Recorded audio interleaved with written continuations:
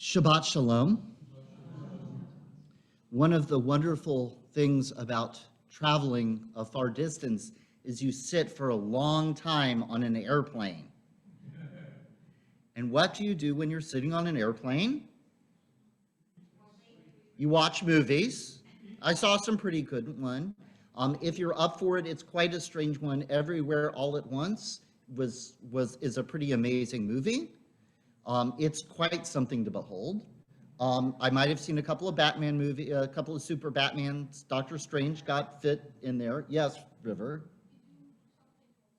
You could sleep, right? Especially if you're traveling across time zones, and you need to make sure that you arrive fresh and ready for your adventure, or return home ready to clean up and put away your laundry.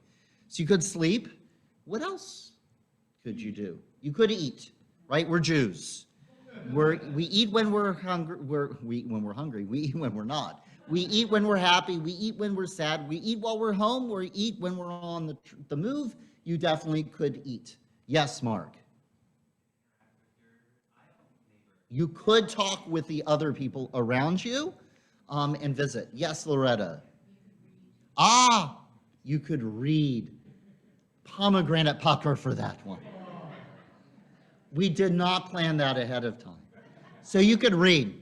And I found myself during my trip reading two different books, one of them on my phone or whatever this object is called. And one of them, they make these things where they print the book on paper with like a cover and it's bound together. It's the neatest thing. You can use like stickies and pens on them. Really amazing stuff. So the book I was reading was all about time. It's a book about the food and time, because again, it's a Jewish experience, and it relates some of the different things, like that a seconds for good seconds and minutes and hours, and how different amounts of time impact food differently. And the other book I read, which now that I think about it, was also about food. I'm not sure. Well, I know how that happens. It's by a writer named A.J. Jacobs. Does anyone recognize that name? Because we've actually studied one of his books before here at Temple Beth Shalom. Does anyone recognize that?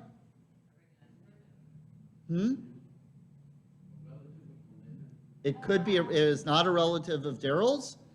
A.J. Jacobs is the one who wrote A Year of Living Biblically. So he's the one, and you'll see he has the giant beard, and he went through a year, and he was trying to live every commandment was in the Bible. It's a really pretty amazing book. He has since now written another book called Thanks 1,000. And I am curious here, raise your hand if you drink coffee in the morning. That's what he said. And what he decided to do as a study of gratitude was to thank everyone involved in making his morning cup of coffee. And Rochelle, that was a great facial expression. She's like, oh, wow. Right? That's a lot of people. Growing the beans, picking the beans, drying the beans. The person who took the beans from the field and put them into the bag, and the bag went by the thing to get from where it was grown to the next stop, and place after place, and that's just the beans. Yes, Ruby? The person who set up the factory to put it in the Keurig cup that she then clutched, okay? The person who made the cup, think about for a second if it's a paper cup, right? Somebody had to cut down the tree and then process, but they replanted more, I'm sure, Rochelle, okay? Somebody designed the cover, right? And how many of you have gotten it? Yes, so if you get a cup of coffee and it's hot, what do? You put it in a sleeve. Those sleeves have a name. I don't remember what the name is. It's not a sleeve. It actually has a technical name. Yes, River? Right, so somebody invented the coffee machine. Somebody had to set up and man the water pump so that you have water. Somebody has to be taking care of the electricity if you're using an electrical, or the gas lines. Yes, Helen? somebody has to make, if you're using a regular cup, so those sleeves, apparently they're over like 3,000 years old. They found examples in China and in ancient Egypt for the sleeves for doing them. Somebody had to design, I mean, he's, again, thanks 1,000. And it's a beautiful, beautiful study. I hope at some point as a congregation, we will sit down and really look at this book called Thanks 1,000. And one of the things that catches your attention is he gets on the phone and he calls these places and he says, thank you. And some of the people are like, whatever.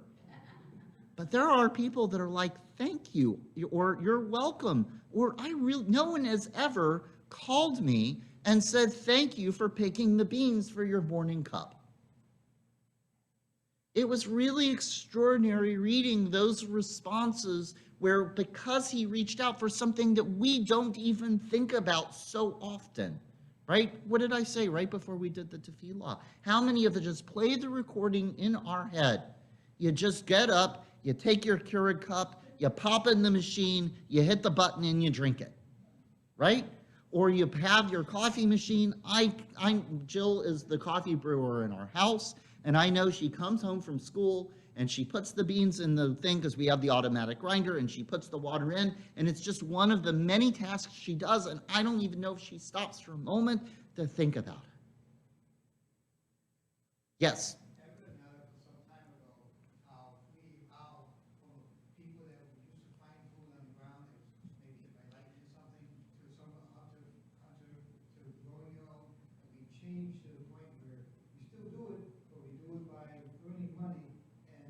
So Jerry is pointing out that we live very specialized lives. We have a lot of our lives that are mechanized, that are automated,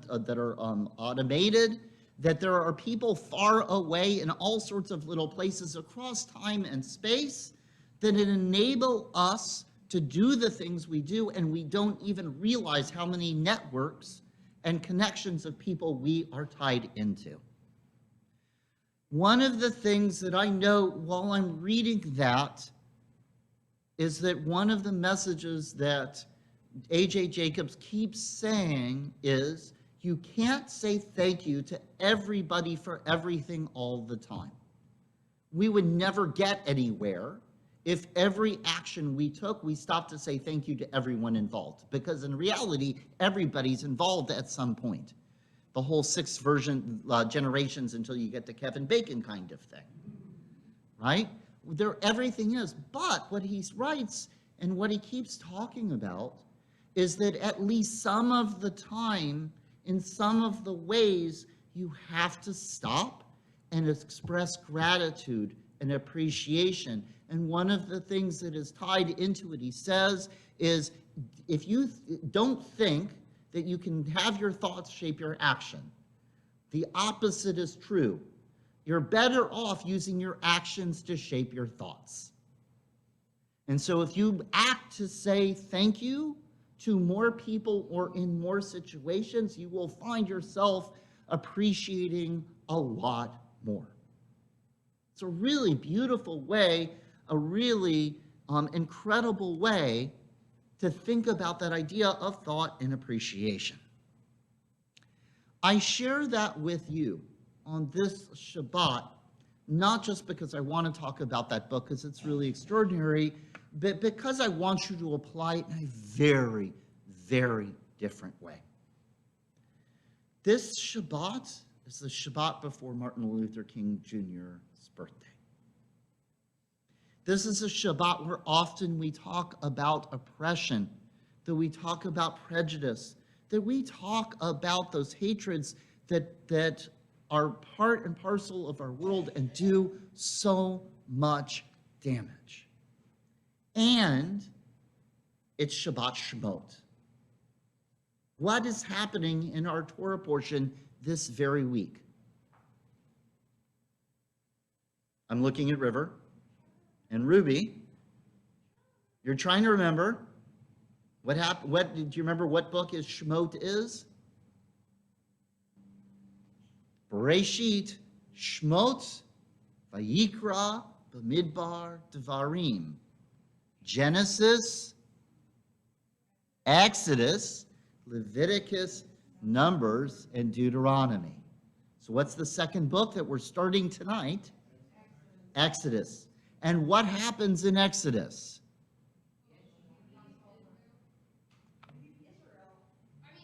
Egypt.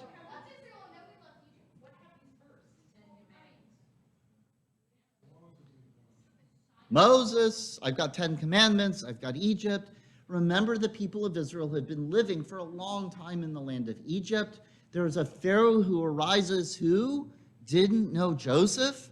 And he says, what if those people, because they're different, because they're a minority, because they have their own language or culture, whatever it was, what if those people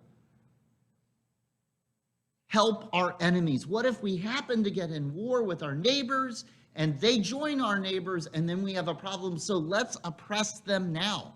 Let's call them other now. Let's call them not human now and make them work for us and take away all of their value and all of their lives and punish them so that we, the Egyptians, can win. And that's what we read at the beginning of Exodus, the enslavement and bondage of the people of Israel. Avadim hayinu, we were slaves in the land of Pharaoh. On this Shabbat, as we're talking about the civil rights movement, as we're honoring and remembering Martin Luther King Jr., what is the story that we read in our text? It's a story of how our people were slaves. Why do we think about ourselves as slaves? And I'll even add another language. What is in the Torah? Hayitem garim b'Mitzrayim. We were strangers in the land of Egypt, and because we were other in the land of Egypt, we were oppressed. And so what are we responsible for doing?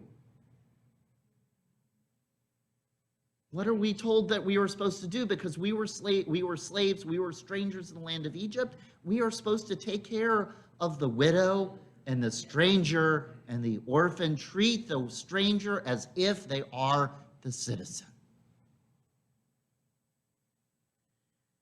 I say, what was that, Helen? It's a big thing. It's a huge ask. It is a huge piece of challenge. I share that with you alongside that image of gratitude because, yes, in addition to that action, remember, action shapes thought, of showing more appreciation, there is more that we can do to take care of the people who are dealing with prejudice, the people who are dealing with racism and sexism and xenophobia in our world, the people that are dealing with oppression and hatred and the loss of power and life and dignity in our world. And yet, we don't have to go and do it all of the time. That's why I love about that beautiful thing that A.J. Jacobs says it's not supposed to be all the time. We don't have to be going out and doing this all of the time, but how do we each, just like those moments of gratitude, how do each of us, and I even use that number of 1/60th. Have any of you ever heard that 1/60th number before? Right? There's a beautiful, it's these incredible little moments of Judaism that sleep is 1/60th of death, and dreaming is 1/60th of prophecy, and that when you visit someone who's sick, you take 1/60th of their pain out with you. If every 60 interactions that you have, just one of them, you find that way of taking care of someone that is oppressed, or someone that needs that help or support or lift out, that they are in Mitzrayim. What is the translation of Mitzrayim beyond Egypt? How many of you know what Surus is? How many of you know some Surus? Oi. Surus and Mitzrayim have the same root. They mean pinched or stuck. Egypt was a narrow place, and God set us free, and so we have these opportunities to go and set others free. even if it's only 1/60th of the time, even if it's only a tiny little fraction, that makes a difference, and that action will impact how we see the world and think about the world. Whether it's coming and marching with me on Martin Luther King Jr., whether it's an act of giving tzedakah, whether it's taking care of someone in need, there are all kinds of different ways that we remember and honor that we were slaves in the land of Egypt, that we were strangers and we were oppressed, and how do we help other people? Now, some of you might say that that makes you feel a little uncomfortable. And it's one last piece of this that I add. Because when Moses was told, so excited I get to do this. When Israel was in Egypt land, oppressed so hard they could not stand. At the burning bush, God said,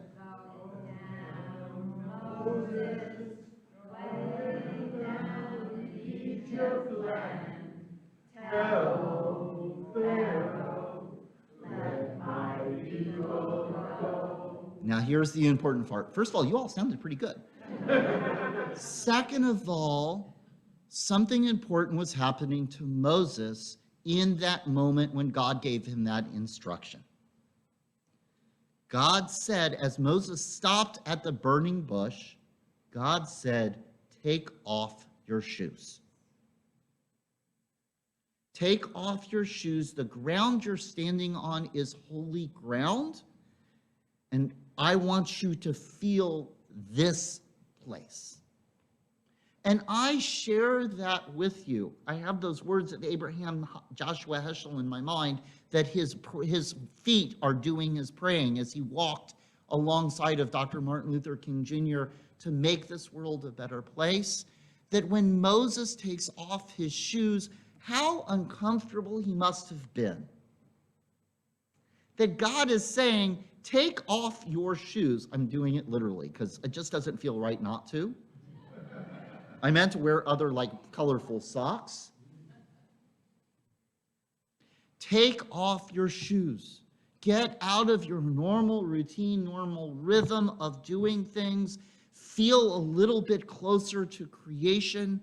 Realize that everybody is equal, that no one gets to stand higher or taller than anybody else. God says to Moses, it's okay. You are going to be uncomfortable as you take on this task, as you make this journey. You are going to feel the grit and the grime of that experience. And yet, what is it going to do?